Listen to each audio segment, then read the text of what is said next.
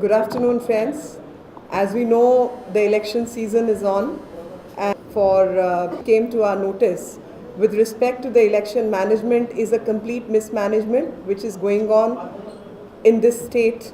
So far as Delhi is concerned, the office of the Chief Election Commissioner is for one basic task, and to ensure that there is a fairness in the democratic process and each side, whether it's government or it's the opposition, gets a fair chance to achieve its objective in a fair manner.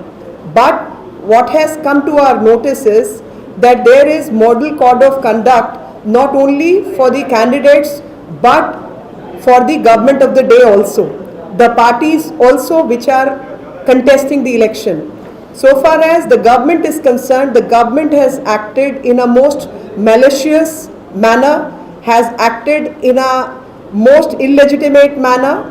There was a list of 19 SHOs which were required to be transferred under the model code of conduct because 19 SHOs had completed their tenure of more than 3 years.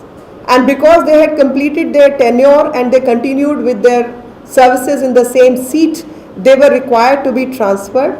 But under the garb of transferring these 19 officers, which were mandated by the law, by the election laws and the model code of conduct, the government of the day, which happens to be run in the name of UPA basically by the Congress party, most ministers are from the Congress party, have transferred 40 SHOs.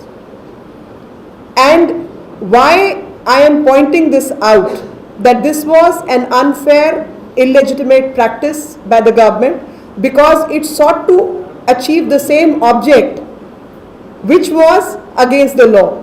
The object was to have fair elections, but they are trying to achieve the same by manipulating the outcome and having these SHOs transferred under the garb of other transfers. And what we are faced with at a practical level, the hoardings which have Mr. Modi as our campaign star and Mr. Vijay Goyal as the president of the Delhi BJP, these hoardings, banners which are existing on the approved sites, have been removed.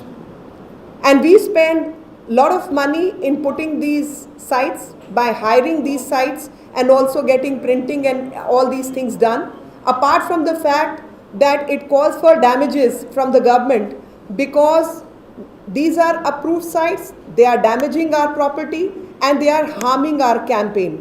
So these sites, can give you a list of those sites, and I would request all of you to go to those sites, visit those sites and see how this property is being damaged and how these posters are being pulled out, removed, and these hoardings are getting removed and damaged. And in this process, there are wall panels, wall wraps, there are many things, flagpoles, etc., which are allotted advertising sites, and we have paid for these sites. And when we have paid for these sites, the notice is not being taken off by the election commissioner and recording is being made and yet no action is being taken. Plus, we have objected to it. We have gone to the election commissioner's office and we have requested the election commissioner to look into it and allow our posters, banners, hoardings which are on authorized sites. Now, what is banned is defacement, that I cannot deface a public property. But on an approved MCD site where I have paid the charges and I have invested in running my campaign, I cannot be stopped. And under the garb of Defacement Act, virtually they are stopping us from running our campaign. And our workers who are working at the ground level are being harassed by the police constantly. They are being taken to the thanas. They are kept there for 4-5 hours. One person who was just moving in his state, as of now, nomination time has not come. Nobody has filed the nomination papers. the selection of candidate is not complete. So each one is doing their own job of making himself or herself visible.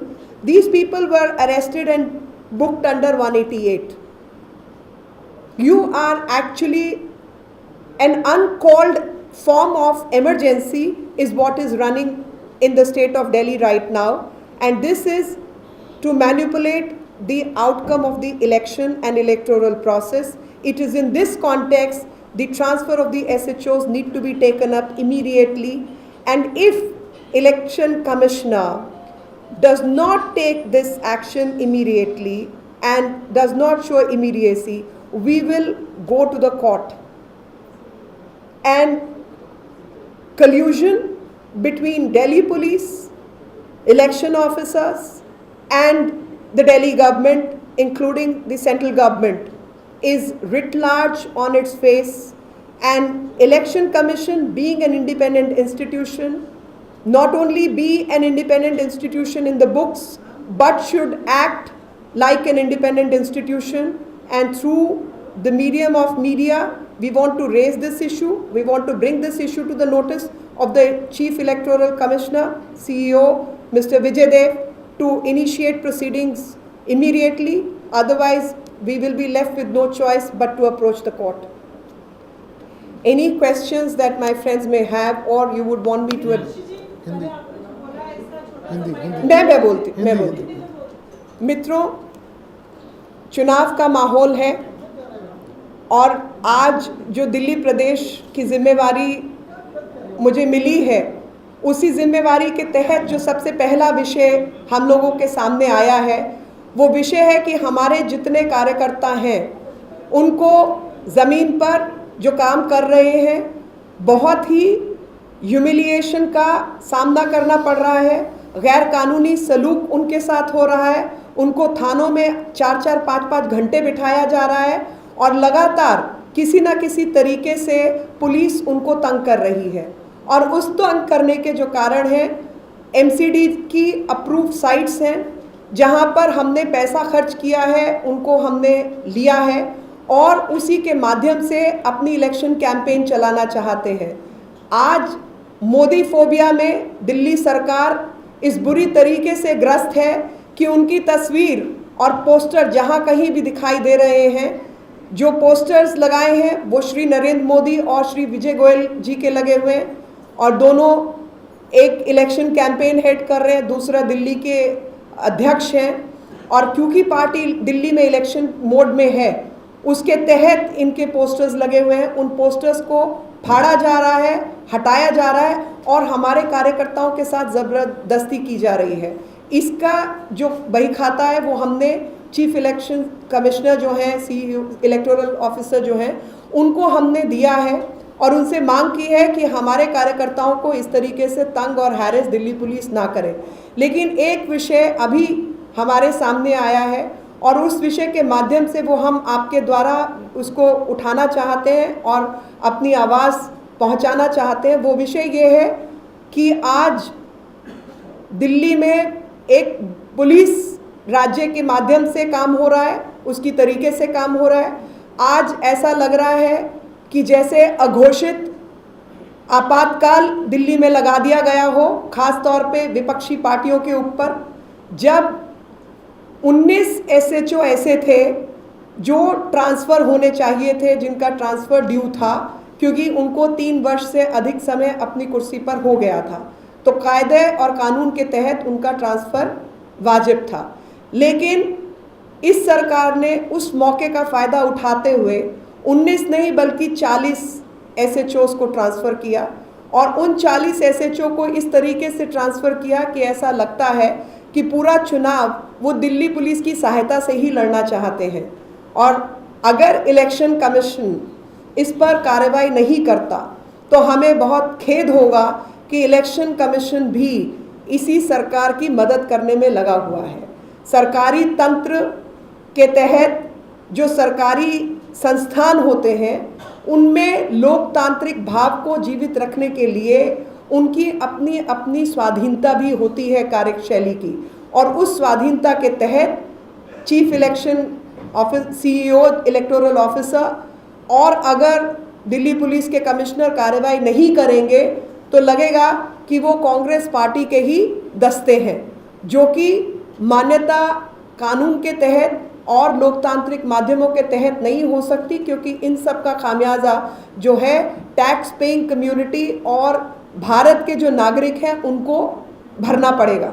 और इसी के रहते हम ये चाहते हैं कि इस पर तुरंत कार्रवाई हो, और अगर कार्रवाई नहीं होती तो हमें मजबूरन इस मामले को कचहरी में उठाना पड़ेगा। लेकिन हम ये विषय ज़रूर उठाना चाहते हैं, सामने लाना चाहते हैं। और अब जो 40 SHO वाला विषय है वो भी मैं CEO के दफ्तर लेके हम लोग पहुंच रहे हैं। मीनाक्षी जी, साफ शब्दों में अगर एक लकीर पूछना चाहें आप, तो मोदी फोबिया से इस दिल्ली में ग्रसित कौन कौन है, साफ शब्दों में बताइए। देखिए, मोदी फोबिया से तो तमाम कांग्रेस पार्टी के लोग ग्रसित हैं। मैं किस किस का नाम लूं, वो पूरा सुबह से शाम निकल जाएगी। तो इसलिए कांग्रेस पार्टी और उसके सहयोगी दल मोदी फोबिया से ग्रसित है, और उसका जो उदाहरण है वो इसमें नज़र आता है कि आज पोस्टर और जो होर्डिंग और बैनर्स लगे हुए हैं उनको ही फाड़ने में लग गए हैं। नहीं, चुनाव आयोग को मैं ये नहीं कहूँगी, लेकिन सरकार अपने जो गैर कानूनी तौर तरीके हैं, मॉडल कोड ऑफ कंडक्ट जो है वो सभी के लिए है, और उसमें सरकार भी शामिल होती है। और इसमें जो लगता है वो ये लगता है कि सरकार मॉडल है ही नहीं, और इसी करके वो अनमॉडल लाइक बातें कर रही है, और वो ऐसी बातें कर रही है जो कि किसी भी संस्थान के लिए शोभा नहीं देती। चुनाव आयोग पर मेरा इल्ज़ाम यही है कि ये सब चुनाव आयोग, क्योंकि चुनाव, अब मैं इसको जोड़ना चाहती हूँ कल के विषय से। आपने मध्य प्रदेश में देखा, लेकिन किसी ने ये बात नहीं उठाई कि जब लगातार विषय उठ रहा है तो जहाँ वहाँ पर इस समय कायदे से जितना शासन है वो शिफ्ट हो गया है इलेक्शन कमिश्नर के हाथ में। अब जब इलेक्शन कमिश्नर के हाथ में शिफ्ट हो गया तो जितने ट्रांसफर्स हैं, जितने काम करने हैं, किसको रखना है, किसको हटाना है, जो डे टू डे मैनेजमेंट है वो कायदे से सीएम के हाथ में नहीं रहता, और सीएम को नहीं करना चाहिए। लेकिन जहाँ पर सीएम को नहीं करना चाहिए वहाँ ये 40 ट्रांसफ़र कर देते हैं, और जहाँ करना चाहिए, अपने आप को दूर रखना चाहिए, वहाँ अपने आप को दूर नहीं रख रहे। और इलेक्शन ऑफिसर्स, उनकी आंखों के नीचे अगर हो रहा है, अगर वहाँ होर्डिंग फाड़े जा रहे हैं, तो कैसे हो सकता है कि चीफ इलेक्शन ऑफिसर को ये मालूम नहीं? और नहीं मालूम तो क्यों नहीं मालूम, इसका वो पता लगाएं और इस पर तुरंत कार्रवाई करें। और जो दिल्ली पुलिस के लोग इस पर अनुशासित तरीके से नहीं काम कर रहे और शासन तरीके भंग कर रहे हैं शासन को, तो उनके खिलाफ कार्रवाई करें। और ये जो CEO हैं उनका कार्यक्षेत्र है कि वो उन तमाम पुलिस वालों के खिलाफ कार्रवाई करें जो अपने क्षेत्र से बाहर काम कर रहे हैं। तो आपको लगता है कि इलेक्शन कमीशन गवर्नमेंट के साथ मिलकर नेक्सस करके भाई, अगर एक्शन नहीं लेंगे तो हमको ये इल्ज़ाम लगाना पड़ेगा। लेकिन मैं अभी उनसे एक्शन की मांग कर रही हूँ कि ये सब चीज़ें हो रही हैं और वो इस पर तुरंत एक्शन लें, तुरंत कार्रवाई करें। और अभी जो है शायद एक मसले का तो हमें वो आ गया है अभी उनकी तरफ से क्लैरिटी कि जो हमारे पोस्टर्स, होर्डिंग्स पेड साइट्स पे लगे हुए हैं उसको दिल्ली पुलिस को हटाने की अनुमति नहीं है। ऐसी क्लैरिफिकेशन उनके यहाँ से आ चुकी है। तो इसलिए अब मैं दूसरा जो विषय है उनके संज्ञान में लाना चाहती हूँ, और वो उनके संज्ञान में लाना चाहती हूँ कि ये तब तक हालात दुरुस्त नहीं होंगे जब तक वो 40 SHOs के ऊपर कार्रवाई नहीं होगी जिनको ज़बरदस्ती उनका ट्रांसफ़र किया गया है। मैडम, आपने कहा कि मध्य प्रदेश में निर्वाचन आयोग ने ट्रांसफर किया और उठाया, तो क्योंकि आपने आज ये विषय उठाया, इसके पहले आपने नहीं उठाया, तो मध्य प्रदेश को आपने नहीं, मैंने ये विषय कल, आप सुनिए मेरी बात भाई साहब, आप मेरी बात मेरे को पूरी करने दीजिए। ये कल का विषय है। कल हमारे यहाँ से प्रेस कॉन्फ्रेंस किसी और की थी, जो उनका विषय था उन्होंने वो विषय उठाया। ये विषय मैंने कल उठाया है। वो बाइट आपने नहीं सुनी होगी, प्रेस में, प्रिंट में नहीं गई होगी, पर इस पे मेरी बाइट चली है। इस पे ये मैंने कल कहा है। मैंने आपको एक्सप्लेन किया है, आपको समझाया है, एग्जाम्पल दिया है।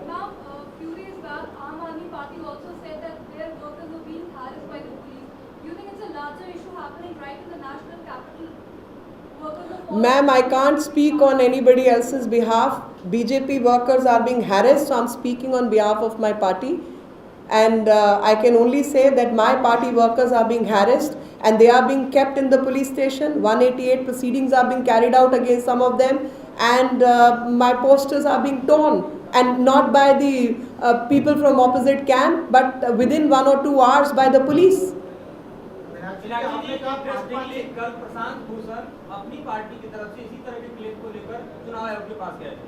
उनकी पार्टी के लोगों को हरास किया जा रहा है, चोटी तक नहीं लगाने दी जा रही है, यहाँ तक कि प्रचार के सारे माध्यम बंद कर दिए गए हैं।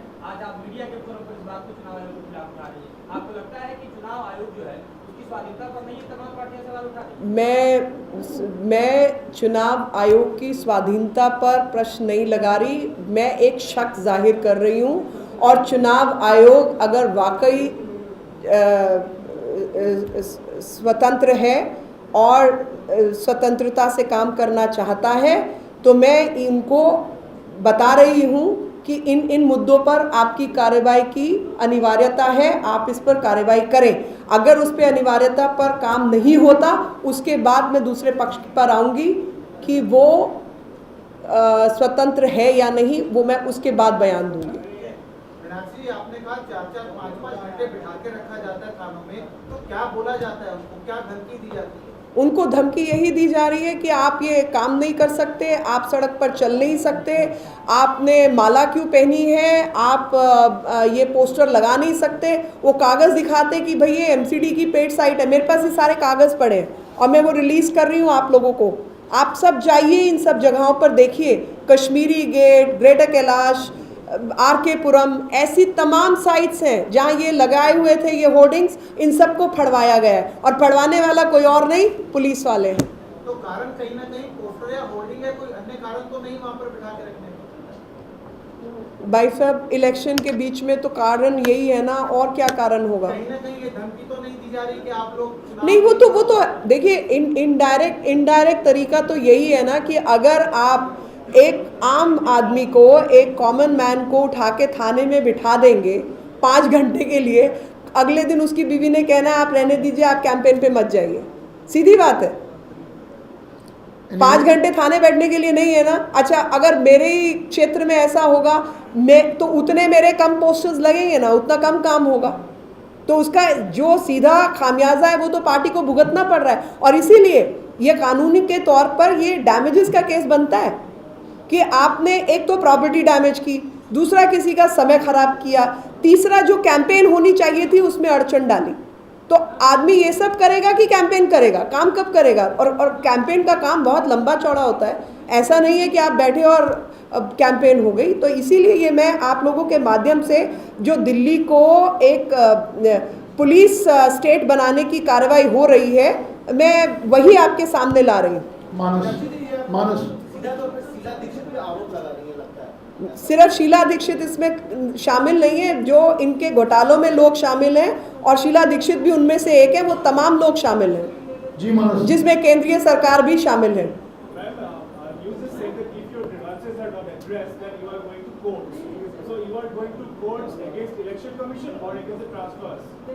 You see, everyone becomes a party, from Home Ministry to Election Commission to Delhi Commissioner and the Chief Minister of Delhi. Everyone becomes a party if the matter goes to the court. Are you giving a time limit? No, we are going to meet him immediately after the press conference. I'm going to seek an appointment from his office, and I'm going to, in the meantime, draft my letter and go to him immediately. But we want to release it to the press first, go to him, and then we see what action is being taken. Any more questions, please?